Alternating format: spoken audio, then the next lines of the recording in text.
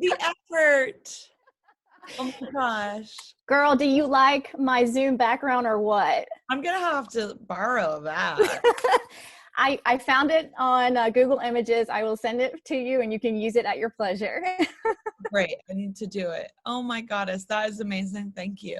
Oh, you're so welcome. Thank you. I'm super excited to talk about your single Daisies that's coming out Friday. But first, I got to ask you, how's that quarantine life treating you? Yeah. I mean, Yeah. you know, the first couple of weeks, well, the first week was madness. Yeah. For everyone. We were like, is the world ending? Right. And then the next week it was like, okay, you know, I kind of needed a little slowdown in my life. And then, you know, for everyone, it gets monotonous at times and then it gets overbearing. And then sometimes I sit in my car, I cry, and it parked outside of my house. Of course. I lock the doors. This is my space. Nobody can come in this space. There's a lot of variables, but I'm definitely grateful for some things and some realizations. And, you know, there's a silver lining, of course. And it's taught me how to have, I mean, it's prepped me for my future, which is coming, pandemic or not. Yeah, of course. I could imagine too with the level of stress of a pandemic and expecting during a pandemic. And so, you know, so many other women are going through this too, that is there any advice? Is there anything you've learned as far as making this process as soothing as possible? Because I know everything you feel, the baby feels, and you have to be like super mindful of that. You've just reminded me that. Oh no. Oh God, sorry. Well, for me, I mean, it's okay to not be okay. It's all Yeah. like, and also you don't have to be thriving. My friend said to me the other day, whoever is thriving in the quarantine now, like week 9, is a freaking psycho. Right. like, you know, you can achieve small tasks, but you don't have to learn a language. You don't have to like become the world's best chef. You don't have to get dressed every day if it's overwhelming. I mean, for me, I've taken on the task of, you know, starting the album launch process, which is wild, putting out a new song, Daisies, and then deciding I'm going to put out this record in August, come hell or high water, because people want to dance again and they want music and they want something to look forward to. I'm going to put a date on the calendar. I'm going to stick to it. I'm going to have a baby. I'm going to go into a next version of a quarantine. So, you know, it's either now or next year. And next year I'll probably have a whole nother, you know, well of inspiration to pour from having a child in my life. We've talked about that on the show because life doesn't stop just because there's a pandemic. I mean, everybody's lives can, you know, people continue to give birth, people continue to pass. I mean, lives continue to move on. So, and I'm glad you brought that up because I know some artists, and I think it's the decision is personal. It's whatever you feel comfortable with, as you should. Some artists have decided to postpone or whatnot, but I really wanted to get into your head as to why you're like, you know what, KP5, August 14th, Daisies is Friday, like we're doing this. Well, there's a couple of reasons. I know that some of the artists postpone because they have, you know, tours in conjunction. So they're trying to re-rack and pivot and figure out, you know, how do I give the fans everything they want in the way that they want it? And the truth is people can't even make music videos right now. There's you can't really make a music video until August. Nobody will insure it. And so you have to become very creative and super innovative, which has gotten all of my wheels turning, of course. I bet. So, you know, it's good for you if you had a lot of stuff already in the can, then great. But if you were in like the middle process of making a record, that's a little bit more difficult. But really for me, this record I'm putting out, I knew I wasn't going to tour immediately afterwards because I'm having a child. Yep.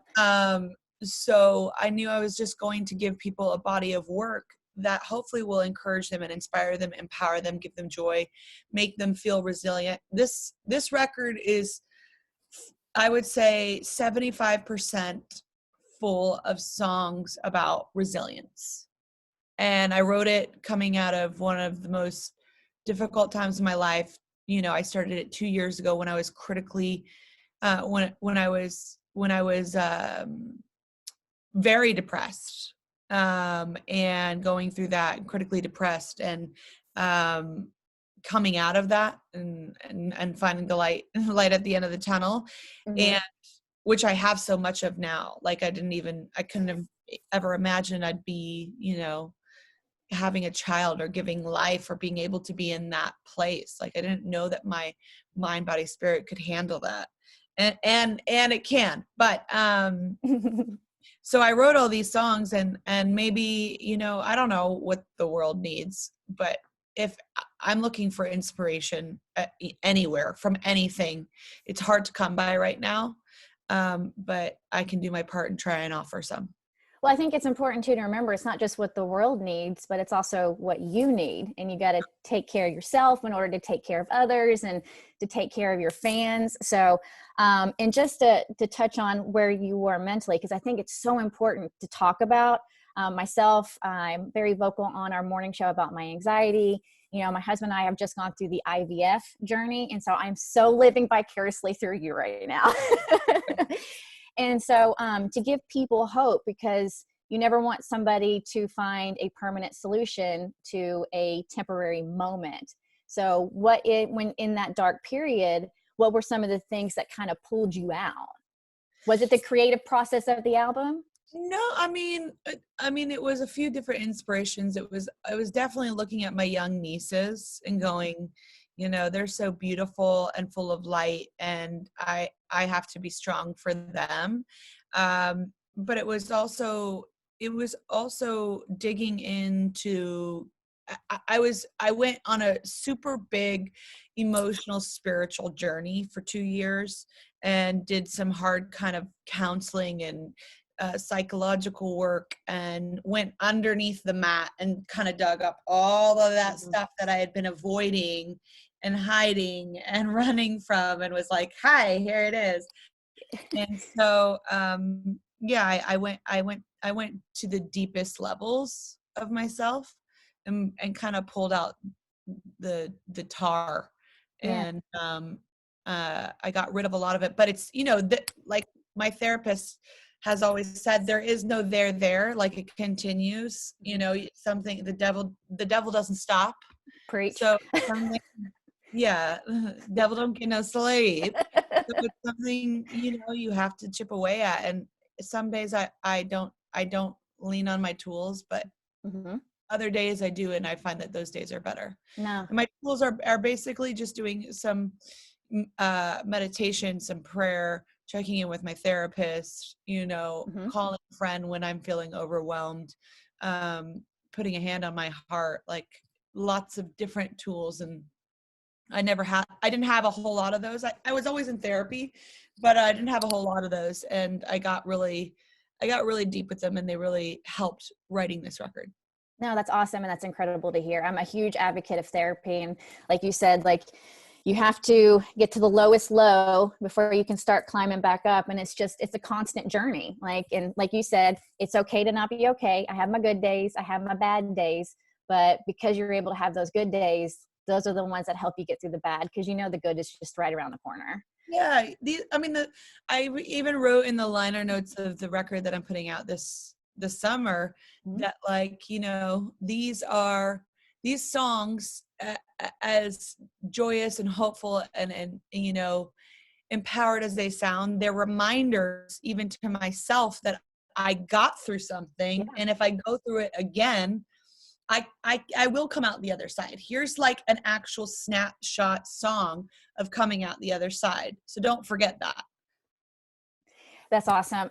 Also, I know you're going to be with the album coming out, KP5, August 14th, Daisies coming out this Friday. You're going to be performing Daisies on the season finale of American Idol, right? That's right. I just filmed it yesterday, and it is one of the coolest performances I've ever filmed, because, it's not in a living room. It's kind of like on a green screen. Mm-hmm.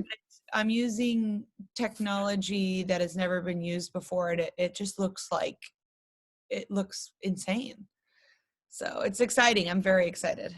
All right. So an American Idol tweeted out, I need you to decipher these emojis for me, Katy. Like what is, oh, you can't see because of my background. There's a daisy and there's two women with a heart. So is this a duet of some sort? When do they do that? No. Yeah. So yesterday evening, they were teasing, they said the Idol finale in emojis. And there is that pretty daisy. And then next to it is an emoji with two women with a heart in between them. So I was like, girl, if you can decipher this, I'd appreciate it. I'm talking about my blooming belly. Oh, I love it so much. All right. So, and again, American Idol finale, you're performing Daisies. We got the album coming out, KP5. Something we did on the show that made me feel better during quarantine, because, we've taken it very seriously and have sheltered in place. I miss going to Kentucky to visit my family, how I would love to hug my niece and nephews right now. So I created my perfect day post-quarantine to kind of like give myself something to look forward to when all this is said and done. So I would love to know, Katy Perry. That's a great idea. Thank you. And it made me feel, and it was like little stuff, like going to brunch with girlfriends and actually being able to sit at a table with an actual server and being able to tip that server fat. Like it was just the little things of the day. Can I do mine? Mm-hmm. After I have my baby as well, so I can add like an extra dirty martini with it. Yes, absolutely. All right, so baby's here post quarantine. What's that perfect day look like for you? Well, I'd like for my wedding not to be canceled. Okay. That would be nice, wouldn't it? I think it would probably be with all of my girlfriends. Either at one of their houses or at, some hotel bar or something, like a late lunch that turns into an early evening, good food, maybe a couple of drinks or a pool situation, body of water. Yes. Down for that. I've been quarantining with my nieces that are 3 and 6. And then Orlando's son that's 9. So I have kids around. So I love that feeling. I'm so grateful for it. That's awesome. I'm happy to have kids around at that time. But just literally just like a really fun party where we're dancing together. And, everybody's switching partners, dancing with each other and eating good foods together and getting drunk and heck yeah. like having fun. Doesn't it feel good? Like even just thinking about it, I was like, it just kind of brought me out of this funk. And speaking of missing, should I plan a party? Yes. Should I plan a birthday party? Yes. My birthday's in October. Like, do it. Should I just do it? Yeah. Oh, okay. All right. Yeah. Speaking of missing that martini, obviously, being pregnant, there's certain things that you can't have raw fish. You can't have this. You can't have this. Has Orlando been doing this with you out of solidarity? Because I know some men do that with their partner and others are like, screw that. I'm still going to have my cocktail. No, I mean, he's been doing great and he's been so sensitive and helpful. But no, he drinks his rye whiskey and it's good for him. He needs that to come down because I am a lot right now. So he needs some respite. He needs some relief. Well, that when you told me who you're quarantining with, and I'm like, well, if you have, 3 kids under the age of 10, and then, a pregnant significant other, I would have to agree with you, Katy. He probably deserves that whiskey at the end of the day. Goes on like a 2-hour bike ride and comes back, showers, and has his whiskey. Good for him. That's awesome. All right. Well, I can't thank you enough for your time. You look absolutely radiant, by the way. Thank you. And you too on your Zoom background. Thank you. With my Daisies. So excited. The new single out this Friday. You are performing it on American Idol on the season finale. We still don't know what that emoji means, but that's okay. We'll have it figured out come Sunday. That's right. Tune in. Okay. Thank you so much, Katy. It was a pleasure. Nice to see you. Thank you.